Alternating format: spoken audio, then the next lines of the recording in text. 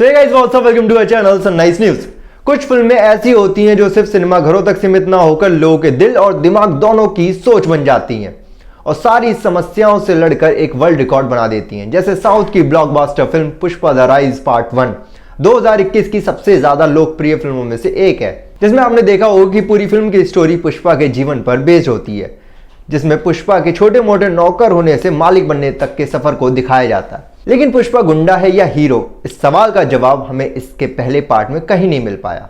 तो अब आगे क्या होगा, हमको पुष्पा के दूसरे पार्ट यानी पुष्पा द रूल में क्या देखने को मिलेगा? तो मैंने इस फिल्म को देखा, बार बार देखा और मैंने अपनी कुछ थ्योरीज बनाई हैं कि हाँ, सेकंड पार्ट में हमें ये स्टोरी देखने को मिलेगी।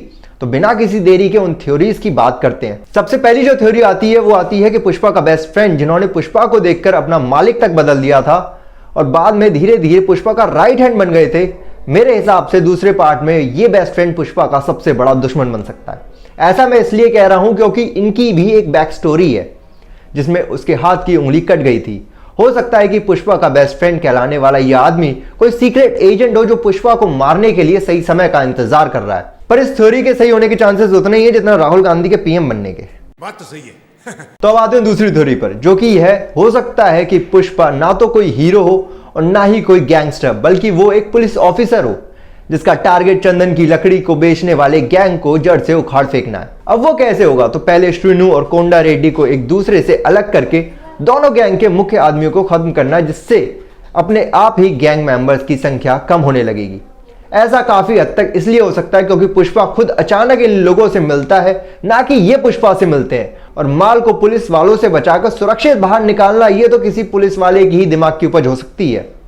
तीसरी जो मेरी थ्योरी आती है वो ये है कि अब पुष्पा की लाइफ में दो लोग सबसे ज्यादा अहमियत रखते हैं। पहली है उसकी मां और दूसरा है उसका प्यार श्रीवल्ली, जिसके लिए पुष्पा ने अपनी लाइफ को खतरे में डालकर रेड्डी परिवार से पंगे ले लिए थे। और हो सकता है कि जब जॉली रेड्डी की वापसी होगी तो वो सबसे पहले पुष्पा से अपना बदला लेने के लिए श्रीवल्ली को जान से मारेगा, जिसके बाद पुष्पा अपने ही सिंडिकेट के खिलाफ खड़ा होगा। या ऐसा हो सकता है कि जब श्रीवल्ली को मार दिया जाएगा तो पुष्पा के लिए पैसा और पावर कोई मायने नहीं रखेगा, जिसके बाद पुष्पा की लाइफ का एक ही मकसद होगा और वो है उसके दुश्मनों की बर्बादी। और इस थ्योरी के सही होने के चांसेस मुझे काफी ज्यादा लगते हैं। पुष्पा मूवी का पार्ट 2 17 दिसंबर 2022 को रिलीज होगा। तो अब देखते हैं कि जितनी थ्योरीज मैंने बताई है उनमें से कितनी थ्योरीज सही होती हैं। अब अगर आप लोगों की अपनी कोई थ्योरी है इस मूवी को लेकर तो ये आप मुझे कमेंट करके जरूर बताओ। इस वीडियो में कुछ भी देखकर आपको खुशी मजा आए तो इस वीडियो को लाइक कर दो, चैनल पे कहीं से भी नया आ गया तो चैनल को सब्सक्राइब करना ना भूलें। धन्यवाद।